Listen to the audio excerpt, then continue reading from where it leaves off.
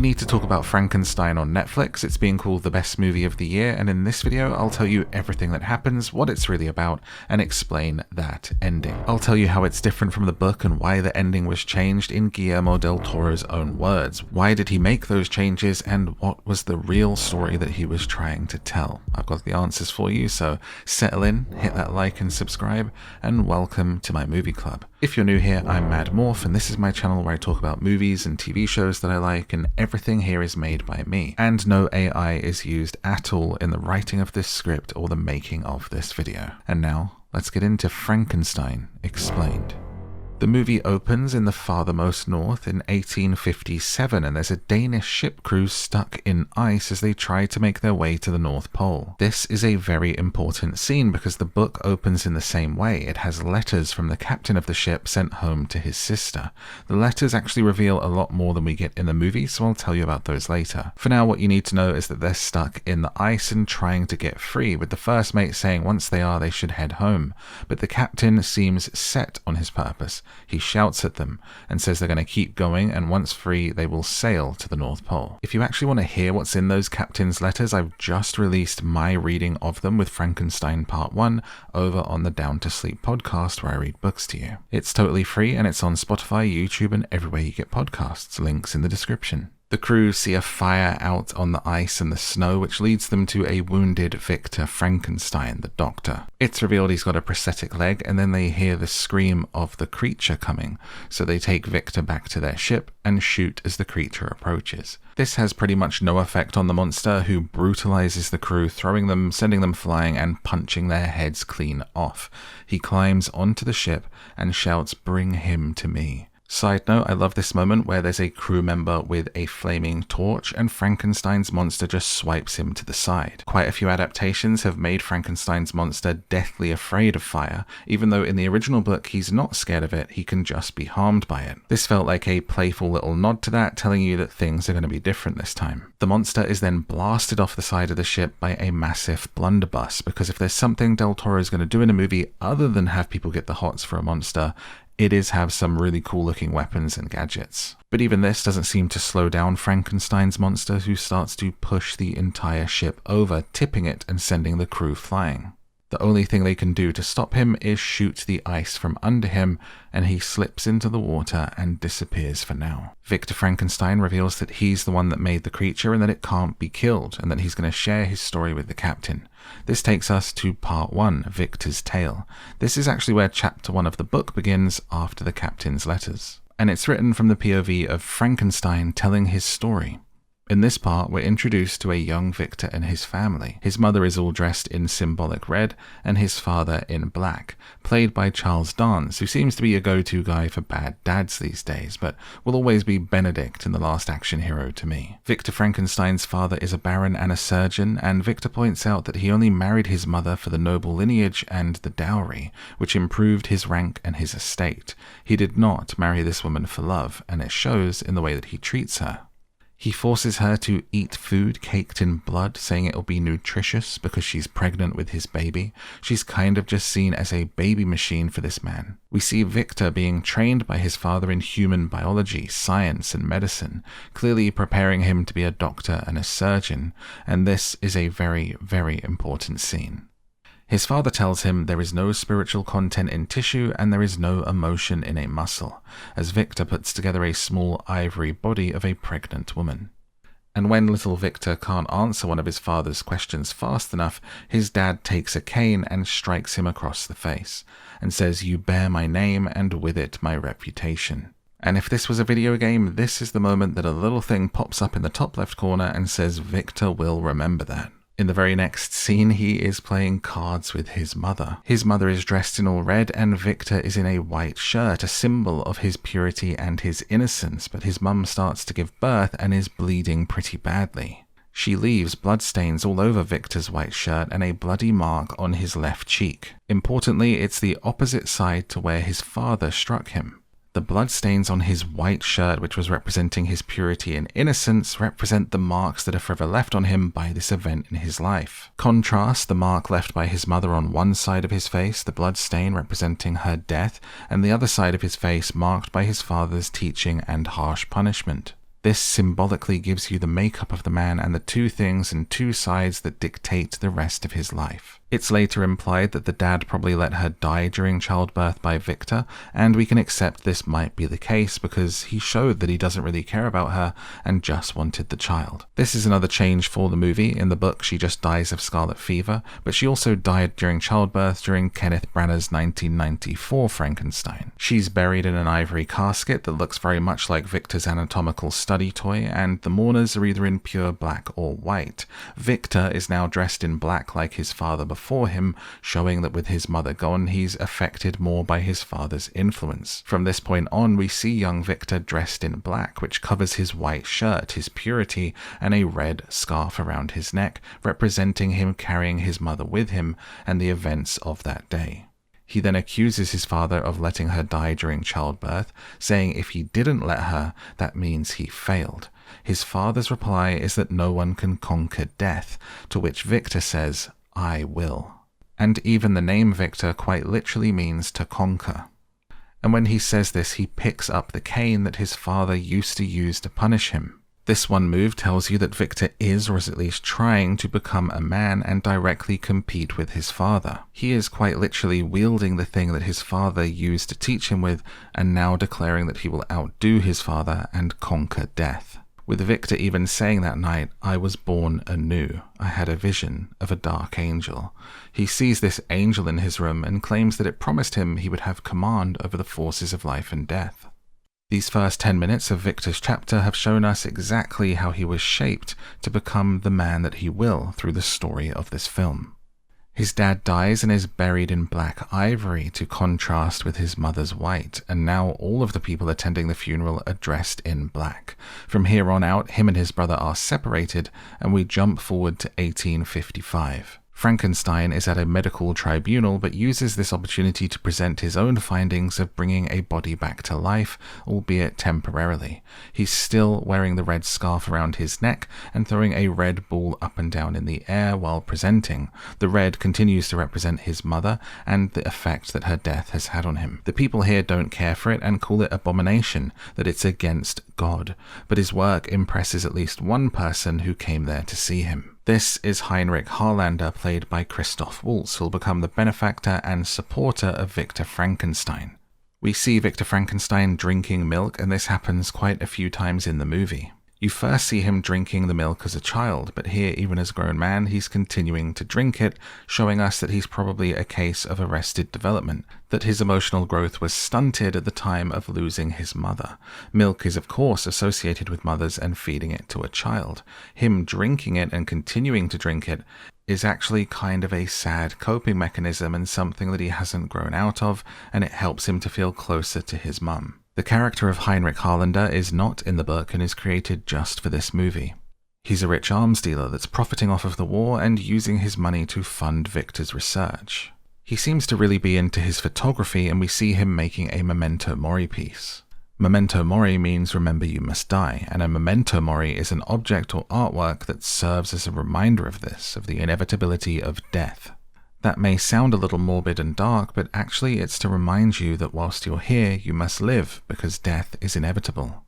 And I've talked about this more in depth in recent videos on Final Destination and on 28 Years Later. Here it really makes sense for Heinrich, as it's later revealed that he has syphilis and is dying, which explains why he is funding Victor's work. He too wants to beat death and discover immortality, because his death is coming closer and closer. This could also explain his obsession with photography and cataloguing what they do with photographs as an extension of this, a symbolic attempt to capture moments that live forever. This could be some kind of self-insert for Guillermo Del Toro, as he created this character for the movie. Maybe it's a nod to his own inevitable death and his movies living on. Heinrich is also father to Elizabeth, who is marrying Victor's younger brother William. Victor is introduced to his brother's fiancée and immediately catches feelings because she looks a lot like his mummy. She is in fact played by Mia Goth, who also plays young Vincent's mother earlier in the film, just to really hammer home that symbolism that he's associating this woman with his mother. She's all dressed in blue, and again her outfits are symbolic throughout this film. They actually represent different types of insects, which this character is particularly interested in. At the dinner table, she says to Victor that ideas are not worth worthwhile by themselves. She uses the example of the war. The ideas of honor, country, and valor are elevated ideas, but men are dying from them in an unelevated way. She says that this is what happens when ideas are pursued by fools, to which Victor says, "Do you think I'm a fool?" The movie is full of men pursuing ideas, and we see what happens when they do. Victor Frankenstein, Heinrich, even the captain of the ship that Victor is on in the present day. Frankenstein accepts Heinrich's offer and moves into a beautiful Gothic building and sets up his laboratory. He starts his journey towards making the creature, but is also distracted by his pursuit of Elizabeth.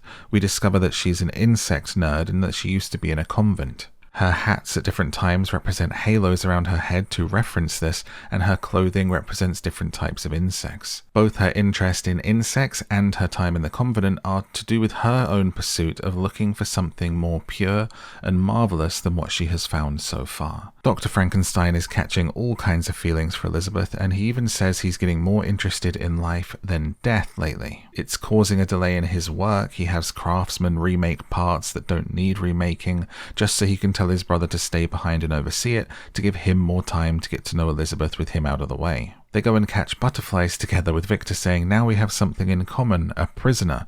This is a little bit of foreshadowing for later. Heinrich even ends up noticing that Victor has been distracted and that he's into his daughter Elizabeth when they're at a party together.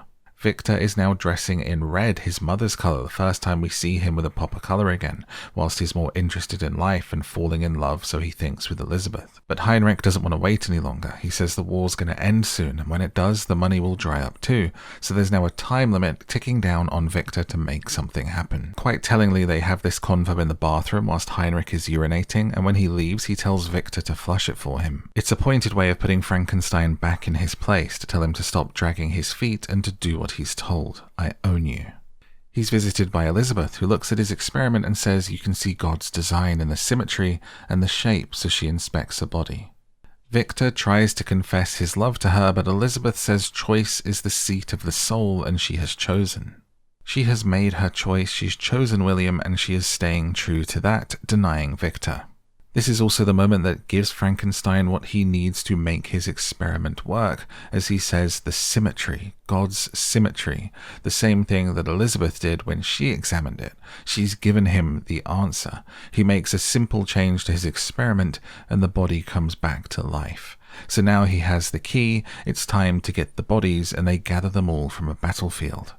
Heinrich's wardrobe adapts to have a fur around his neck, just like Victor carries the symbol of his mother around his neck. Heinrich carries a symbol of death, a dead thing. His cane is also made of ivory, again a symbol of a dead thing for this dying man. In the context of the film, he hasn't revealed his syphilis yet, so you don't know that, but all of the clues are there. There's a stormy night, and it's time to begin the experiment and bring the creature to life. This is the moment that Victor discovers Heinrich is ill with syphilis and his true motivation for this funding.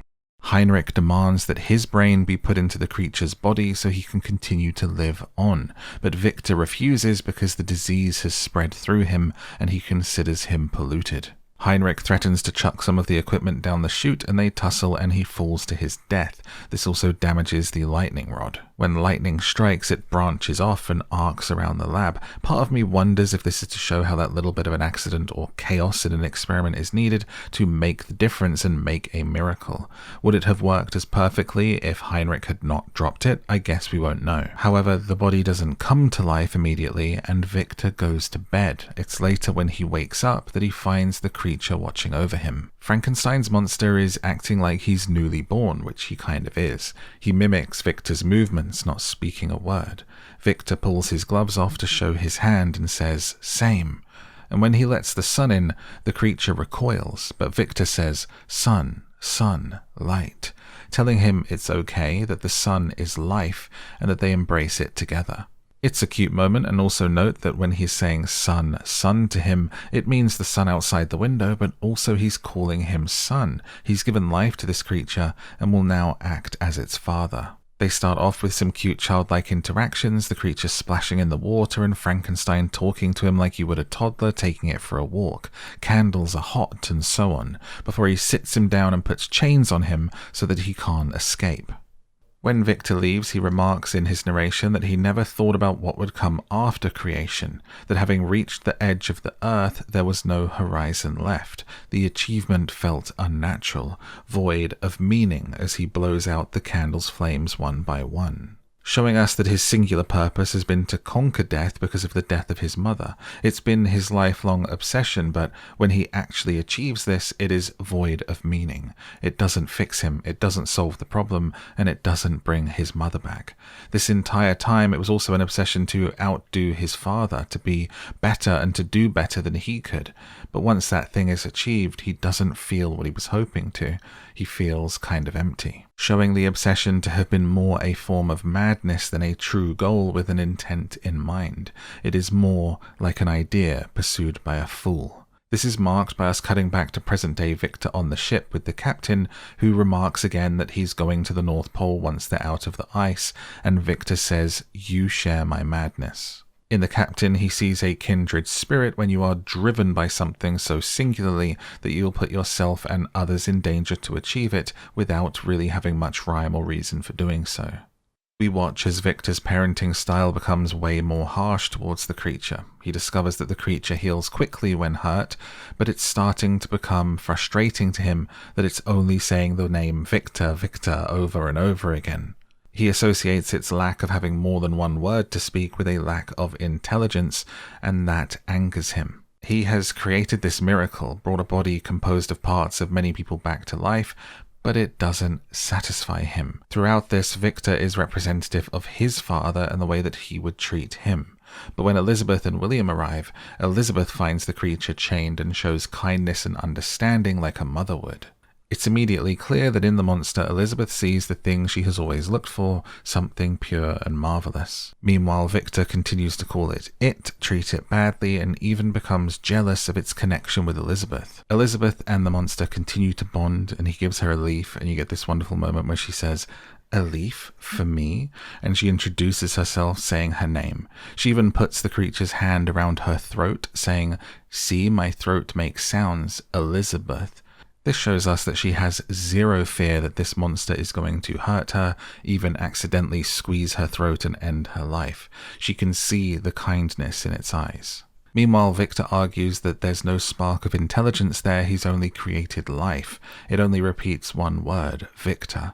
Elizabeth disagrees, saying maybe it's because that word means everything to him. Victor even accuses Elizabeth of having attraction towards the monster, and she disagrees, saying it is understanding. Again, Victor is just upset that he can't have Elizabeth, and he says, "You've denied me what my heart wants," and she shuts him down, saying the heart is the part of the body that he understands the least. Ouch. This is clearly an open wound for Victor, who goes straight down to where he has Frankenstein chained and starts to beat him with a metal rod whilst giving him commands.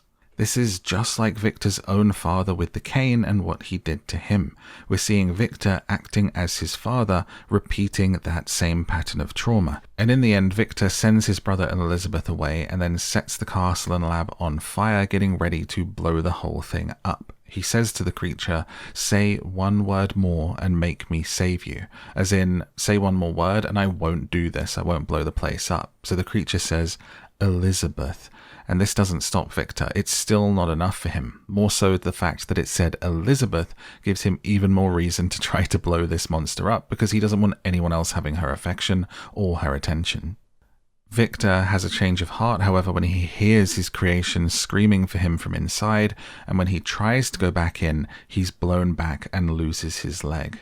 And that is the end of part 1, because we're back in the present day, and the creature arrives on the ship, and as the captain says, "The Maker has told his tale," the monster says back, "Then I will tell you mine," revealing to us that this creature is now smart, talks, and we're about to hear from his perspective what went down in part 2. The narration changes from being Dr. Victor Frankenstein to Frankenstein's monster, played by Jacob Elordi. This is the same in the book. You get chapters written from both perspectives. He survives the fire and the explosion in the manor by escaping and diving out into water. He has this beautiful moment with a stag out in nature feeding it berries, but it's interrupted by hunters who shoot the stag and then the Frankenstein's monster, forcing him to flee. He takes shelter in a house and hides in the gears of an old mill where he stays hidden, making friends with the rodents that live there, which to me was so cute I just spontaneously teared up, seeing the little mice be friends with him like he was a Disney princess. It makes a point of showing that most animals are nice to him and drawn to him, and that he is nice to them in return, which is a real quick way of showing that someone is pure of heart, just like Elizabeth suspected.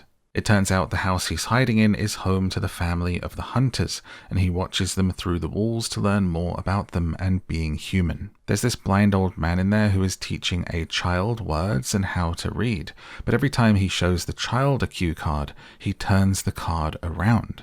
He's doing this on purpose to show Frankenstein's monster through the wall and teach him at the same time. The old man is aware that someone is hiding there and is showing compassion, including them in his teachings. In return, the creature starts to do nice things for the family. He collects kindling, he knocks in fence posts, and does whatever needs doing around the farm when they can't see him. They start leaving out food as offerings to what they call the guardian of the forest for these seemingly magical things happening. Compare this to everything we've seen so far. In this case, we see kindness begetting further kindness, one good turn deserving another, rather than a cycle of abuse and neglect. But this world doesn't stay that way for long, as wolves arrive and attack the family's sheep, and as he watches the hunters shoot the wolves to defend the sheep, he says, "An idea became clear to me. The hunter did not hate the wolf did not hate the sheep, but violence felt inevitable between them. Perhaps this was the way of the world. It would hunt you and kill you just for being who you are." Which pretty much sums up the monster's experience of life, that he will be hunted and killed for being who he is. It informs his worldview. The hunters go into the mountains to hunt the rest of the wolves, and the old man stays behind and bonds with Frankenstein's monster. The old man says, "I am your friend," and the creature makes him pat his head the same way he saw him do to the child, and says, "Friend." He spends the winter there learning from the old man and being taught to read books. He reads the Bible, he reads Paradise Lost, and a lot of other ones as well. But his most important lesson comes when the old man says this: "Forgive and forget. The true measure of wisdom is to know you have been harmed, by whom you've been harmed, and choose to let it fade." The old man encourages him to find out who he is because the creature cannot remember. So he leaves and he goes back to the ruin of the burned down castle and finds the notes of how he was made, as well as a letter which lets him know where to find Victor. To me, this brings home that when he was in the castle, he genuinely was like a newborn, to the extent of not even having all of his memories from that time. But when he returns to the house, he finds the old man half eaten by wolves and he has to fight them off. He then tells the old man, whilst he's dying, that he found out who he is. "I am the child of a charnel house." A charnel house is a building for storing human bones, space for overflowing cemeteries. And the creature says, "I am a monster." The old man says, "I know what you are. You are a good man, and you are my friend." And he dies. And in that very moment, the hunters return, blame Frankenstein's monster for what's happened, and shoot him. And when he wakes from his wounds, he feels lonely, so he makes it his goal to find Victor, his creator, and ask him to create a companion for him. We jump back over to Victor Frankenstein's story as he dreams of that angel from the beginning that made promises to him, but this time it takes its face off and has a scary skull beneath. Victor is what is now the estate of his brother and Elizabeth as they're getting ready for their wedding. He's got his prosthetic leg and walks with a cane, another symbol of him taking up that mantle of his father. The same cane that struck his cheek, the rod he used to beat the creature, and now he walks with one permanently. He visits Elizabeth and says, "I know it's bad luck to see the bride before the wedding," to which she pointedly has to say, "Only for the groom." Again, he just doesn't get that it's not about him and he's not the one she chose. He's trying to wish her well, but she's really not buying it, and she slaps him across the face. She opens a book where she keeps the leaf that the creature gave to her. And when Victor returns to his room, he finds his monster waiting. Victor remarks that it's got to be intelligent now to have survived and to have found him, and says, "I made you well." Classic bad father move to take credit for the hard work done by others. The creature makes his request for Victor to create another one as a companion because he can't die and he can't live alone. own, but Victor refuses. The creature says, "The miracle is not that I should speak, but that you would ever listen," which goes pretty hard, and he throws Victor across the room. Elizabeth comes in hearing that noise and finds the monster, and they have a tender moment. The wraps on the arms of her wedding dress actually symbolize the same wraps that the monster was born in. Victor can't bear this, and he tells her to move away and tries to shoot it, but when he does, she steps in front of the creature to protect it and is shot instead. Now let's just talk about this for a moment, because Victor knows he can't kill this thing. He knows its wounds heal, he's seen the deep cuts heal in seconds, and it survived what he did to the lab and the house, as well as the fact the monster just told him, "I can't die." So why does he try to shoot it? What's the real goal here? I honestly think he wanted to shoot Elizabeth, consciously or not. He's lost in his own rage and rejection, and either knowing or hoping she'd step in front of it. It's a kind of deranged way of making sure she doesn't marry someone else today. Making sure she doesn't show any attention or affection to anyone else that isn't Victor ever again. And color-wise, shooting her turns her white wedding dress red. It's almost like Victor is turning her into his mother. Dead. Everyone comes running in from the gunshot, and Victor blames the creature, saying it attacked her, so they rush it, and his brother William is knocked back by the monster and smashes his head. Frankenstein's monster carries Elizabeth away in his arms, she's still alive for now, through the wedding party, the same way that a groom might carry a bride on her wedding day. So in some ways, Elizabeth here is a little bit of a nod to the Bride of Frankenstein. Meanwhile, Victor tends to his brother, who is now dying, and he says, "I can save you, I can save you." But his brother says, "From what? From you?" Saying that everything that has happened is all Victor's fault. It's all come from him and what he's been doing. His last words are, "You are the monster," and he dies. They say that knowledge is knowing that the monster in this story is not called Frankenstein, it's called Frankenstein's monster, but wisdom and understanding is knowing that Frankenstein is the true monster. This causes Victor to grab his gun and hunt his creation down. At the same time, the monster has taken Elizabeth away to a cave to die, and she says, "I sought and longed for something I could not quite name, but in you I found it." To be lost and to be found is the lifespan of love, confirming that she's found the thing that she said she was looking for earlier in the monster. You can interpret this as a romantic love if you want, or something else, but either way it's clear that there is a meaningful connection between the two. Personally, I think this film is so focused on emotional connections, empathy, and family dynamics that I don't think it's very romantic. I think it's meant to be a sort of nurturing and caring love, or maybe even a deeper kind of true love, but I don't think it's meant to be about attraction or desire. But what do you think? Let me know in a comment. This catches us pretty much up to where the movie starts, as Victor finds Elizabeth dead with the monster in the cave.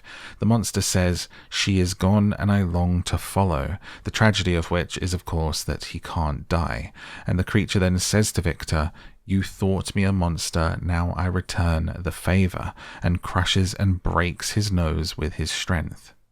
The monster then drops maybe the coldest line in cinema for the entire year as Victor begs his creation to kill him, and he says, "I will make you bleed, I will make you humble. You may be my creator, but from this day forward I will be your master," and he leaves him alive. Victor gives chase with a gun and hunts the monster on and on until they end up so far that it's the start of the movie and they're found almost near the North Pole. They continue to fight, with the monster pulling Victor from his tent, saying, "Victor, you only listen when I hurt you," which really just must have been giving Victor echoes back to his dad caning him to make him listen in class. He finds that Victor's brought dynamite with him and says, "Let's see what happens, but if it doesn't kill me, I'm going to come and get you." And the monster just stands there with it like it's a candle. And the way the monster holds on to this stick of dynamite, you can tell that he's hoping it'll be his end, but it's not, and it confirms that the monster in this story is immortal. He roars, and the roar is what the crew of the ship heard at the start of the film whilst they were finding Victor, and that rejoins us up to the present day, with the creature talking to Victor in the captain's cabin.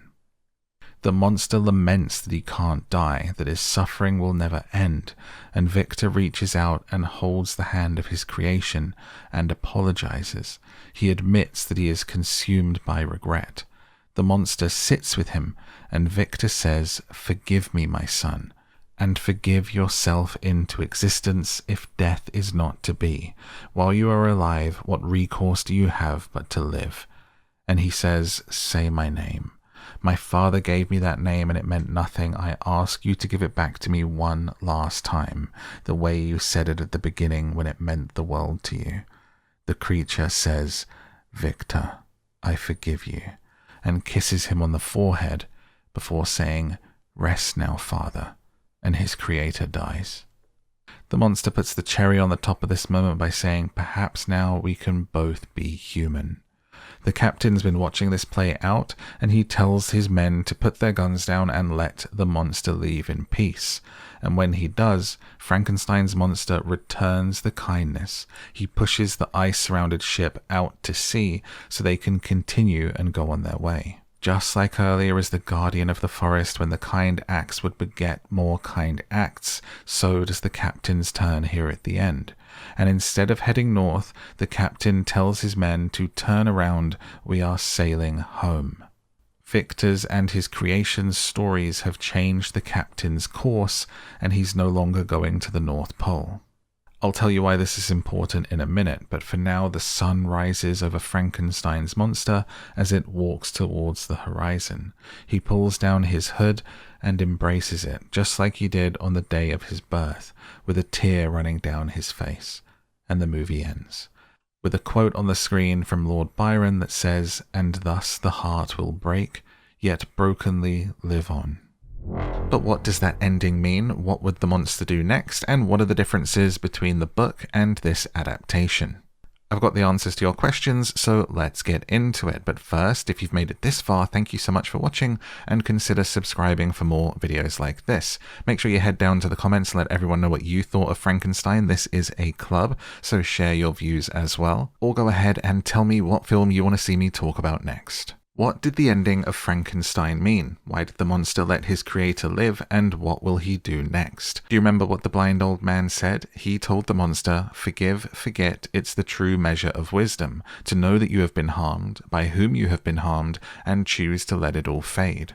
The monster took this to heart. He knows he's been harmed by Victor, and when Victor apologizes, he chooses to forgive him. The creature is immortal, so in time he may forget, and he literally says to Victor while he's dying, you go now, creator, fade away, a direct reference to what the old man said to him, to let it all fade.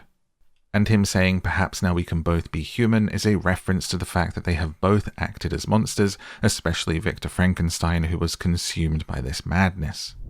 But what happens after the movie ends? Victor basically uses his final words to tell him to live, to accept himself as he is, and that he was wrong. The final scene shows us the creation's plan to do this, I think, embracing the sun, just as he was on that first day that he was born.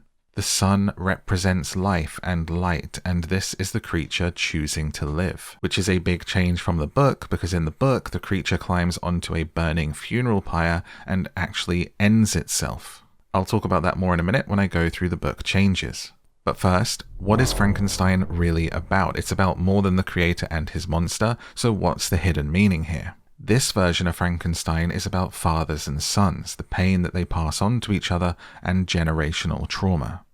Let me explain. Victor is treated poorly by his father and punished with a cane. Victor then treats his own creation, his son, the monster, even worse. He punishes him with an iron bar equivalent to the cane punishment that he was given, and all of his mistreatment of the creature is linked to his intelligence and the affection that he gets from Elizabeth. The same way that his own father mistreated him over his intelligence whilst teaching him, and the affection he got from his mother. Mia Goth plays both roles and represents the same maternal and feminine energy towards both characters. Take the scene where the monster returns to Victor and asks for a companion, and he is refused.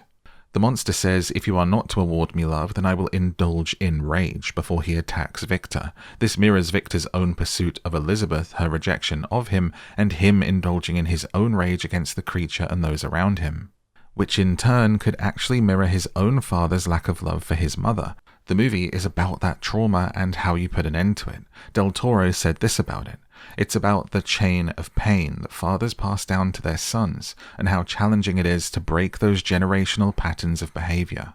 If I'd made it when I was younger, it would have just been the gripes of a son toward a father. Now it's about the desire for forgiveness of a father who was originally a son, who realizes life has thrown him into a role he's not fulfilling.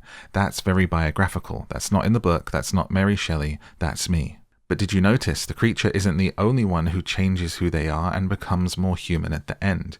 The captain also has a change of heart. His first mate asks many times for them to go home once they're free from the ice. He always refuses and says they must continue north. But why? The original book opens with letters from this captain to his sister, where he actually details his own obsession with going to the North Pole. This mirrors Victor's obsession with conquering death. This time it seems to stem from his education being neglected and spending time reading his uncle's books, which were all about voyages. The captain's letter even details how his father forbid him from a seafaring life. So the captain has his whole own backstory going on that is about rebelling against his father and risking his life and the lives of his men to make it to the North Pole. Which is why Victor said to him, "You share my madness," but by the end of the movie he changes his mind too and takes himself and his men home, another chain broken. What changes did Guillermo Del Toro make to Frankenstein that are different in the book? For one, Frankenstein is not immortal in the book and the ending is different. He climbs onto a funeral pyre to end his suffering. But Guillermo adapted it with a much more hopeful ending, having the monster accept himself and embrace life. He does this by making him immortal, so he has no choice but to live. Essentially, we see the creature accept not having a companion and being alone. He does the thing that Victor could not. Victor could never forgive his father, and he couldn't forgive or get over the rejection from Elizabeth, but the creature is able to start to do both, ending the cycle of trauma that this line of men have committed on each other. Jacob Elordi, who played the creature, said this: "Regardless of all the hell and anguish and the suffering, he's going to live. I carry that with me after making the film, and I'm grateful to Guillermo for singing that song of hope." So did you like the changed ending, or do you prefer the book version? Let everyone know in a comment. Del Toro also made the creature much more sympathetic. In the original, he's responsible for the deaths of several innocent people, including Elizabeth, who in the book is actually engaged to Victor and not the brother. Here's what Del Toro said about making changes. "I've lived with Mary Shelley's creation all of my life. For me, it's the Bible, but I wanted to make it my own, to sing it back in a different key with a different emotion. I personally like the twist that he's put on it and giving us a beautiful and emotional story." What's the deal with the angel in Frankenstein, and what does it really mean? The angel in Victor Frankenstein's visions has multiple meanings, so let's go through them. Seeing it as a child made Victor think he was some sort of chosen, being made a promise to conquer and command over death. This is either as a result of the trauma of losing his mother, his developing of a god complex, or maybe a mixture of both. The man would grow to think of himself as a god and a creator from having this vision. Later, when it appears again, he sees its form differently and shows a skull beneath its face. It reveals itself to be an angel of death. His twisted ambition has only caused more death. You cannot conquer death, and now the angel symbolizes his descent into madness. It also links to the book Paradise Lost, which is one of the books the old man gets the monster to read. In this book, Satan is a fallen angel who rebels against God, and in the book, the monster identifies himself to Victor as the fallen angel, saying, "I ought to be thy Adam, but I am rather the fallen angel whom thou drivest from joy for no misdeed." Final review on Frankenstein from me is that I really enjoyed it. It's the best thing that Netflix have been involved in and put out for a long time, and it's also Del Toro's best for a while. I thought it was a beautiful story and well acted. I was a little skeptical about this cast at first, but I was drawn in by everybody's performances. Weirdly, out of this lineup, I felt like Christoph Waltz was the one who brought the least to his performance. It was an okay performance, but it wasn't what I was expecting from him. He's usually blowing people away on screen, but everyone else was bringing so much to their characters here and raising the film with them. I absolutely loved the look of the film. I'm a fan of Del Toro's movies. They always look amazing, and I do like his aesthetic, and I felt like it was as good as ever here. Sometimes it looked a little bit too clean, and I wonder if that's just how Netflix feels or how movies are filmed these days. I almost wanted a bit of grub to it, a bit of film, a bit of grit, make it feel like I was watching something older than it is. But truthfully, pretty much every frame looked like a painting, and even on my second watch, I was getting blown away by the visuals. It was wonderful. I wish I'd seen this in the cinema, actually, and not had to wait for it to come to Netflix. That said, it's one of my favourite films of this year. How about you? Let me know what you think in a comment, and what film I should talk about next. And that is Frankenstein Explained. I hope you've enjoyed this video. Thank you for joining me. Please do like and subscribe for more like this, and check out one of those videos on the screen. If you want me to tuck you in and read Frankenstein to you, you can get that on my free podcast where I read books to help you sleep, called Down to Sleep. Go to downtosleeppodcast.com or look it up on Spotify and everywhere you get podcasts. Until next time, thanks for watching, and good night.